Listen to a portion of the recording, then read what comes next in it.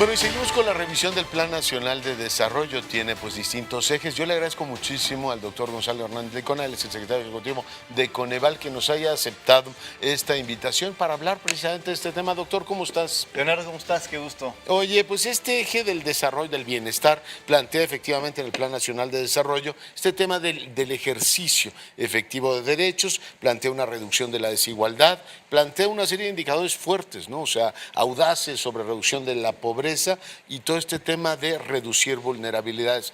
Una primera lectura del PND, ¿tú cómo ves los objetivos que se plantea esta administración? Mira, a ver, vamos si quieres de menos a más, muy puntualmente. Primero, sí, raro que hubiera dos textos, ¿no?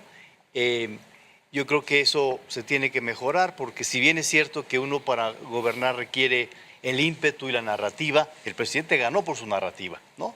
Pero de la narrativa hay que pasar ya a los procesos y los programas y la planeación.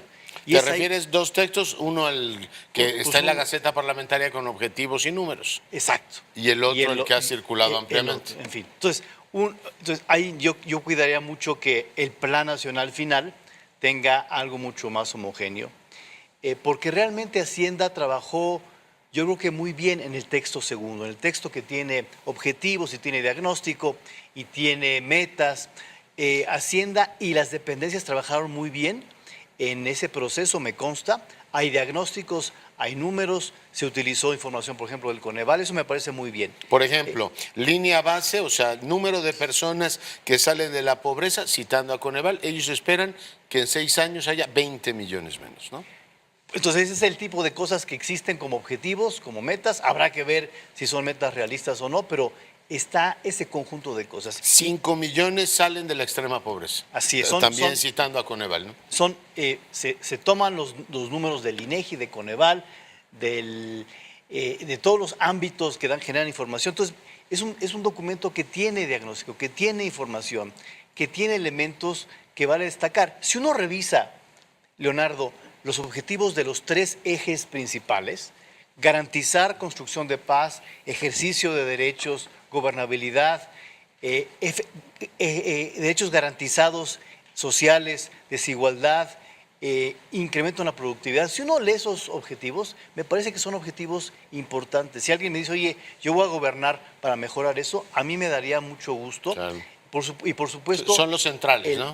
Si avanzamos en esto en los siguientes 6 años, pues estaríamos del otro lado. Y por eso, si nos pusiéramos estrechos, yo solo diría, oiga, y la vinculación de México con el exterior, pero no puedo coincidir más contigo, son los 3 fundamentales. Además, me gusta que tenga objetivos audaces. Sé que genera polémica, pero que haya objetivos ambiciosos, yo creo que le da como salsa iba a decir al partido, ¿no? A la discusión nacional. Mira, hay objetivos ambiciosos, el de pobreza ambicioso, reducir 20 millones la población en pobreza es muy, muy ambicioso, habrá que checarlo. Hay otros que son menos ambiciosos, la informalidad es menos ambicioso, la productividad es menos ambicioso, pero a mí me da gusto, Leonardo, que la palabra productividad aparezca en el discurso nacional.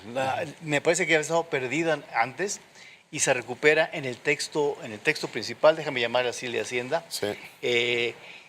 Me parece que ese es un elemento bien importante. Si queremos crecer, si queremos mejorar el nivel de vida de las personas, la productividad es fundamental, ¿no? Entonces, ese tipo de cosas me parece importante. Ahora, una cosa que decimos hoy, y lo hemos dicho antes, Leonardo, es ¿qué pasa cuando el Plan Nacional se termina? ¿Qué pasa cuando los programas sectoriales se terminan y se hacen? Luego no pasa nada. Luego los documentos de planeación nacional no pasa nada con ellos. Entonces, aquí la alerta es, si vamos a tener un Plan Nacional de Desarrollo que tenga sus objetivos, sus metas, sus rutas, uno, que estén conectados con los programas presupuestarios y por lo tanto que sean ruta en los siguientes 6 años, que no sean documentos que luego nadie hace caso, nadie sigue, porque lo que muchas veces pasa en el pasado reciente es que nos vamos por coyunturas y por modas y de repente lo que el presidente quiere en ese momento. Entonces, que el Programa Nacional de Desarrollo tenga uso práctico en la Administración Pública Federal y en la ciudadanía, que va a revisar permanentemente lo que está haciendo el gobierno. Yo creo que es muy interesante y sí, bueno, el reto es que no se quede solamente en un mensaje político, por eso creo que este tema de los indicadores es muy útil, a ver cómo lo discute el legislativo. Todas las comisiones van a discutir efectivamente el tema, pero los ejes para enfrentar este problema te parecen los apropiados, las políticas que hasta ahora ha presentado el presidente, en muchos casos es transferencia de recursos directo, él insiste en que no haya mediación. Yo no sé si está claro en estos momentos cómo van a evaluar esa política, si tienen ya, digamos, reglas precisas y elementos correctivos como para ir sobre la marcha viendo y retocando. Para eso el Coneval aporta muchísima información, corrigiendo algunos objetivos para que podamos llegar a la meta que se plantea el Ejecutivo en el 24. En lo que estamos empezando a hacer, Leonardo, junto con las dependencias, junto con Hacienda, y lo cual me da mucho gusto, estamos en el proceso inicial de la evaluación en la parte del Coneval, lo que nos toca es lo social. Entonces, ha habido apertura, ha habido la necesidad por parte de las dependencias de ir evaluando e ir mejorando. La evaluación es para mejorar sobre todo. La evaluación es para mejorar especialmente en los primeros años de gobierno para tener un mejor resultado. Claro. Eso ya se está empezando a hacer junto con Hacienda, junto con las dependencias, y me parece una buena noticia. Y hay que evaluar para, por ejemplo, conciliar dos cosas que me parecen relevantes. Por un lado, la entrega en efectivo. Siempre la entrega en efectivo va a ser importante en una política social, pero ¿cómo se combina esa entrega de efectivo con el ejercicio efectivo de los derechos sociales, que además de efectivo necesita servicios de calidad y oferta de calidad? Entonces, el efectivo te da solamente para una parte y los servicios te da para completar el ejercicio efectivo. Entonces, ¿cómo a partir de la evaluación, cómo a partir de lo que el presidente quiere y lo que el Plan Nacional está buscando, cómo conciliar esas dos cosas? El efectivo es una parte, pero es insuficiente. Servicios hay que tener también. Servicios de calidad. Oye, y la dimensión territorial es uno de los ejes transversales, esto de que haya efectivamente una política pública ligada, digamos, espacial, ¿no? Yo creo que es muy importante, ¿no? La gente vive finalmente en ciudades, en comunidades, y buena parte de sus condiciones, su vulnerabilidad, se desprende precisamente del lugar donde nacen y el lugar donde viven, ¿no? Si es una colonia con servicios, nacer en una colonia que carece de ellos. ¿Este eje te parece prometedor? O sea, tener en cuenta que hace falta una política pública ligada al territorio, o sea, una política espacialmente ubicada. Me parece que es un tema que había faltado. Nos habíamos enfocado sobre todo a la mejora, como país, a la mejora de los individuos y las familias en pobreza extrema, que me parece bien, pero había faltado el territorio. Me parece que meter el territorio es importante. Me parece que los tres ejes transversales que tienen que ver con desigualdad,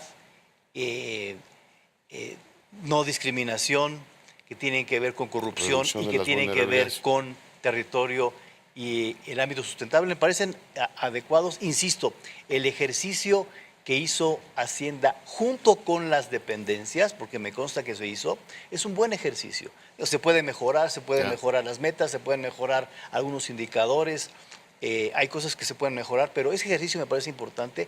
Entonces yo rescato sobre todo del Plan Nacional este segundo documento, déjame llamarlo así, que es el que elaboró Hacienda. con sus buenas virtudes. Y hay un montón de datos muy interesantes eso. Oye, ¿cambiar de desarrollo social a bienestar es solo retórica o sí es un cambio de paradigma? Mira, yo creo que en los gobiernos tienen siempre la facultad de cambiar de nombre. Y aquí nos encanta. El programa Progresa, después se llamó Oportunidad, después Prospera, entonces pues nos encanta ese tipo de cosas.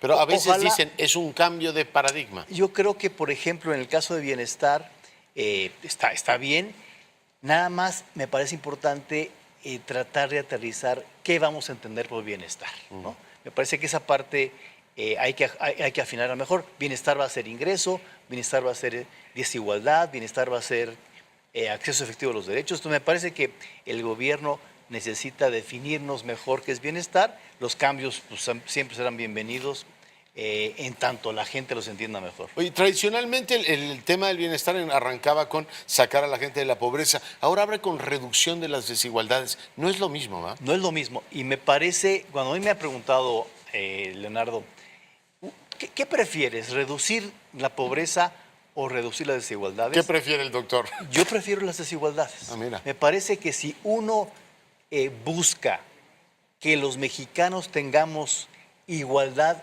de oportunidades, igualdad de chance de llegar a las cosas que se nos pegue nuestra regalada gana.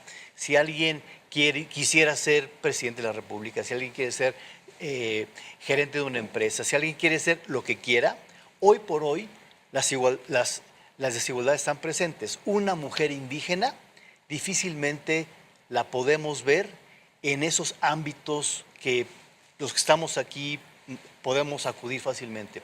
Si tuviéramos el enfoque de que este país, sin importar si eres indígena, no indígena, mujer, hombre, preferencia sexual, pudieran llegar hasta donde quisieran, así déjame llamar a eso igualdad de oportunidades, me parece que a través de la igualdad de oportunidades, incluso la pobreza puede ser menor. Por lo tanto, a mí me gusta mucho más el tema de menor desigualdad, sobre todo de chances de participación, de oportunidades, porque la pobreza se reduce por esa misma vía. Me parece contundente. Oye, digamos, enfoque que el gobierno actual plantea del bienestar, incluye también los mecanismos de, ¿cómo le llaman ahora? El ascensor o el elevador de movilidad social. Pues digo, está muy bien que haya política social, pero supongo que hay que empezar a discutir también cómo sacamos a la gente de esta situación de vulnerabilidad. Te decía lo espacial, no es lo mismo nacer en una colonia céntrica de la capital, donde de entrada pues el metro y los servicios públicos forman parte de tu vida,